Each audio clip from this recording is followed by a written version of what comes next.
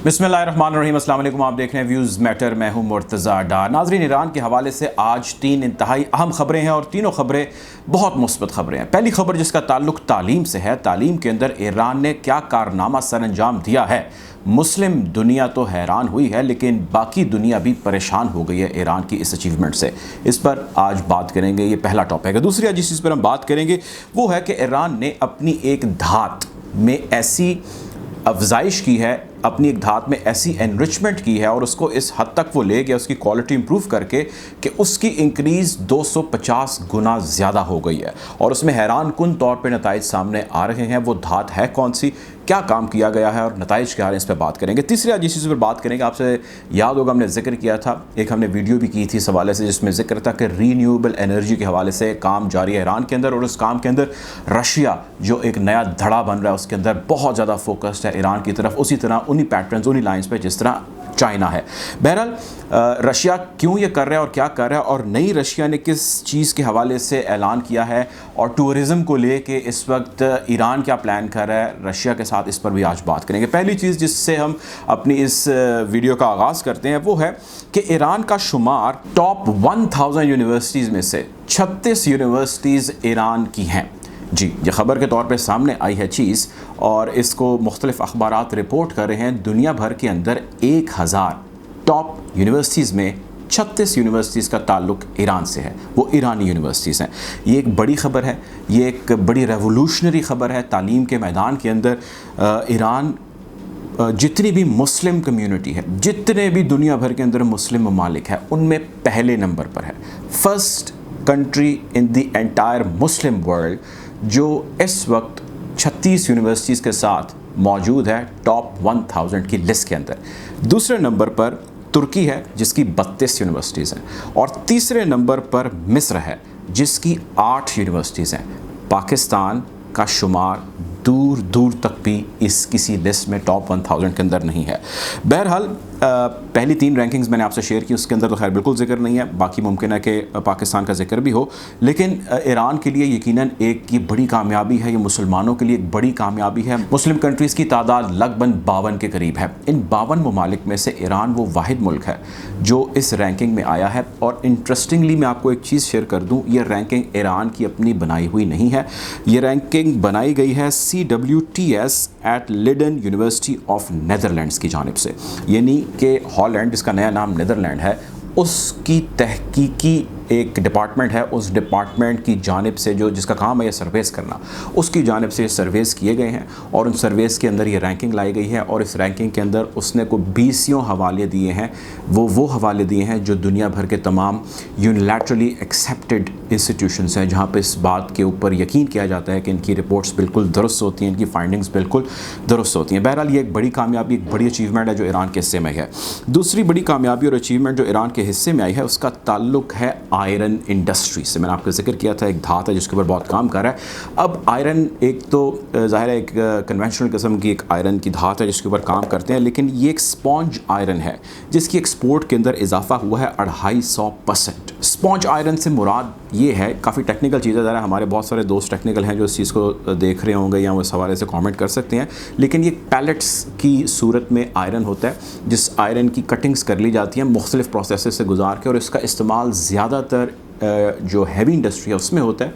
और heavy industry में जो डिफेंस से रिलेटेड इंडस्ट्रीज़ है उसके अंदर इसका इजाफा या इसकी मांग जो है वो आजकल खैर चले ये कह लीजिए कि ज़्यादा है। 250 गुना इसमें इजाफा हुआ है, और इसके इजाफे से लोकल सतह पर इसकी जितनी कंजम्पशन हो रही थी, जितनी इसकी खपत हो रही थी, जहाँ जहाँ पे इसकी ज़रूरियात थी, उसमें एक ड्रास्टिक लेवल का इंक्रीज़ आया और फ़ौरन ज़रूरत जो है वो लोकल लेवल पर पूरी होने लग गई है। टोटल जो इसका वॉल्यूम इस वक्त प्रोड्यूस किया जा रहा है वो 3.026 मिलियन टन है एनुअली। इसकी लोकल खपत के साथ साथ इंटरनेशनल मांग भी है। ईरान इंटरनेशनली इस अपनी प्रोडक्ट को, इस प्रोडक्ट लाइन की इस आइटम को एक्सपोर्ट करने का इरादा रखता है, और इसी साल ईरान ने ऐलान किया है कि वो इसकी एक्सपोर्ट का ऐलान करेगा और मुआहदे करेगा उन ममालिक के साथ जिस को इसकी ज़रूरत है या जहाँ पर इसकी डिमांड है। तीसरी ख़बर जिस पे आज हमने बात करनी है वो है रूस के हवाले से। आपको याद होगा, खैर इस हवाले से हमारी बेशबहा वीडियोस मौजूद हैं। मैंने रिसेंटली एक स्टोरी की, जिस स्टोरी के अंदर मैंने एक ऐसी चीज़ को कवर किया जिसके ऊपर खैर दुनिया भर ने भी रिपोर्ट किया, वो ये थी कि रीन्यूएबल एनर्जी के ऊपर ईरान बहुत तेज़ी से काम कर रहा है और इस रीन्यूएबल एनर्जी के प्रोजेक्ट में रशिया भी मैसिव इन्वेस्टमेंट लेके आने लगा है। अदर दैन दैट एक और पहलू है जिस पे मैंने बात की, वो ये था कि रशियंस उसी पैटर्न उसी लाइन के ऊपर इन्वेस्टमेंट का इरादा रख चुके हैं, प्लान कर रहे हैं और सॉफ्ट और स्विफ्ट लॉन्च उसकी हो भी गई है, जिस पैटर्न की चाइना ने ईरान के साथ इन्वेस्टमेंट्स और डील्स की हैं। आप जानते हैं इस वाले से खैर हमारी वीडियोस भी मौजूद हैं जिसमें आप इसकी तफसील में जा सकते हैं इस लिंक पे क्लिक करके कि $400 बिलियन की जो डील चाइना ने ईरान के साथ किया जिसमें 25 साल के मुआहदे हैं, उसके अंदर किस किस्म के प्रोजेक्ट्स हैं, मेगा लेवल से लेके माइक्रो लेवल तक किस किस्म की सेटलमेंट्स हैं जो चाइना करने का इरादा रखता है ईरान के साथ। इसी किस्म की इन्वेस्टमेंट या मिलती जुलती इन्वेस्टमेंट कह लीजिए, मिलता जुलता पैटर्न रशिया भी अपनाना चाह रहा है ईरान के साथ। ये उसकी कॉन्टीन्यूटी है जिसमें वीज़ा फ्री एक्सेस ईरानियों को दी जा रही है इन रशिया और रशियंस को वीज़ा फ्री एक्सेस दी जा रही है ईरान में। दोनों ममालिक के सयाह, दोनों ममालिक के टूरिस्ट एक दूसरे के मुल्क में बग़ैर किसी भी फ़ीसे या बग़ैर किसी भी ऐसे परमिट के आ जा सकेंगे जो दोनों ममालिक को दरकार था। आप जानते हैं इस हवाले से भी हमने वीडियो की कि ईरान किस तरह अपनी सयाहत को प्रमोट कर रहा है और उसने किस किस्म के ऐलानात किए हैं। ईरान चाहता है कि उसकी सयाहत प्रमोट हो। ईरान के पास ऐसी बहुत सारी जगह हैं, बहुत सारी लोकेशंस हैं, उसकी तारीख़ भरी पड़ी है, 6-7 हज़ार साल से भी पुरानी उसके पास ऐसे मॉन्यूमेंट्स, ऐसी जगह हैं जहाँ पर तारीख़ी मकामात भी हैं और वो ख़ूबसूरत मकामात भी हैं। उसने इन तमाम मकामात को दुनिया भर के लिए ओपन किया, लेकिन रशिया के साथ जो उसके मुआहदे और एग्रीमेंट्स और जिस जानिब मामलात बढ़ रहे हैं, ईरान ने फ्री एक्सेस दी है अपने तमाम ईरानियों को। जिसके पास ईरानी नेशनलिटी या पासपोर्ट है वो पासपोर्ट ले और मॉस्को या रशिया कहीं भी चला जाए वहाँ इजीली ट्रैवल कर सकता है। और जिसके पास रशियन पासपोर्ट है वो अपना पासपोर्ट ले और ईरान वो आ सकता है बगैर वीज़े के, सिर्फ उसको एक टिकट लेना है। टूरिज़म इंडस्ट्री के बारे में ख्याल ये किया जाता है कि ये वो इंडस्ट्री है जिस इंडस्ट्री से रेवेन्यू बहुत मैक्सिमम हद तक जनरेट किया जा सकता है। दुनिया भर के ऐसे बहुत सारे ममालिक हैं जिन ममालिक का मेन रेवेन्यू जनरेट टूरिज़म के ज़रिए किया जा सकता है। ईरान ने जैसा कि माजी में बहुत सारी पाबंदियों का सामना किया, बहुत सारी उसने सैंक्शंस थी जिससे वो गुजरा और कई दहाइयों से गुजरा, और ईरान ने ये तय किया कि हमने इस सारे मामले से निकलना है और उस मामले से निकलने के लिए उसने मुख्तलिफ़ फ़र्मों का इस्तेमाल किया।